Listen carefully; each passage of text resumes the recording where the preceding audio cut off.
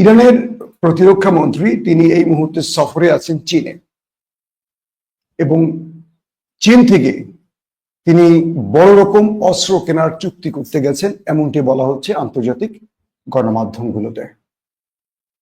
বলা হচ্ছে যে পাকিস্তান এবং ভারত যে লড়াইটি করেছে সে লড়াইতে পাকিস্তান J-10C-17 থান্ডার সহ যেই সব মিসাইল বা যুদ্ধ বিমান ব্যবহার করে ভারতের রাফায়েলকে নাকাল করেছে, S-400 নাকাল করেছে, MiG-29 কি বলবো যে বিপদে ফেলেছে।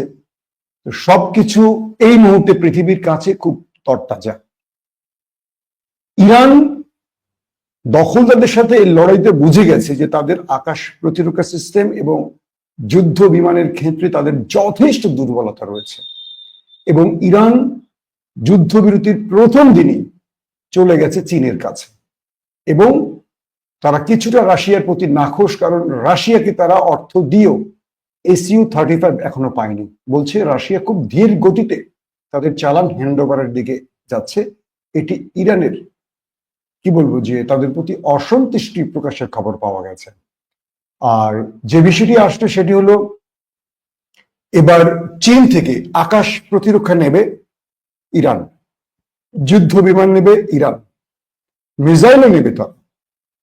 ইরান বলছে যে আধুনিক যুদ্ধে অর্থাৎ ইলেকট্রনিক্স ওয়ারফেয়ার বা সাইবার অ্যাটাকে, বা আমরা যদি বলি রাডার সিস্টেম ব্লক করা বা জ্যামিং সিস্টেম গুলোকে যেটা পাকিস্তান করেছিল ভারতের বিরুদ্ধে, এই বিষয়গুলো ইরান এখন গুরুত্বের সাথে নিচ্ছে, যেগুলো আমরা আগেই বলেছিলাম যে ইরানের এখানে একটু নজর দেওয়া উচিত। ইরান অবশেষে ইসরায়েলের সাথে লড়াই শেষে তারা এই বিষয়টিকে বুঝতে পেরেছে, এবং তারা এখন গুরুত্ব দিয়ে চীনে এসছে প্রতিরক্ষা মন্ত্রী, এবং একটা বড় লিস্ট ধরে তারা এখন চীনের সঙ্গে অস্ত্র চুক্তি করতে যাচ্ছে।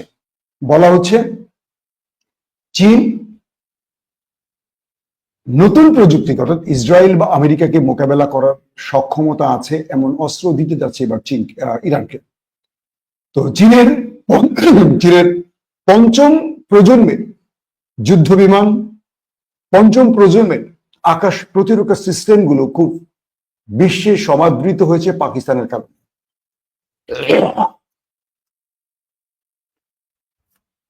তো সেই ক্ষেত্রে আমার হঠাৎ করে সকালবেলা গলা বসে যায়, এটা দুঃখিত, একটু বিরক্ত হচ্ছে, আপনারা বিরক্ত হচ্ছে, একটু ওয়ার্ড লাগছে বিষয়টা।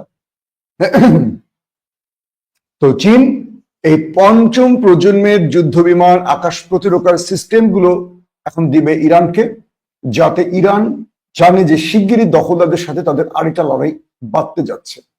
কারণ তারা যুদ্ধ বিরতিটা মূলত করেছে বড় রকম ধোলাই খেয়েছে সেখান থেকে নিজেকে রক্ষার জন্য, এবং তারা একটু শক্তি সঞ্চয় করে মারের একটু মলম টলম দিয়ে তারা আবার ফিরে আসবে।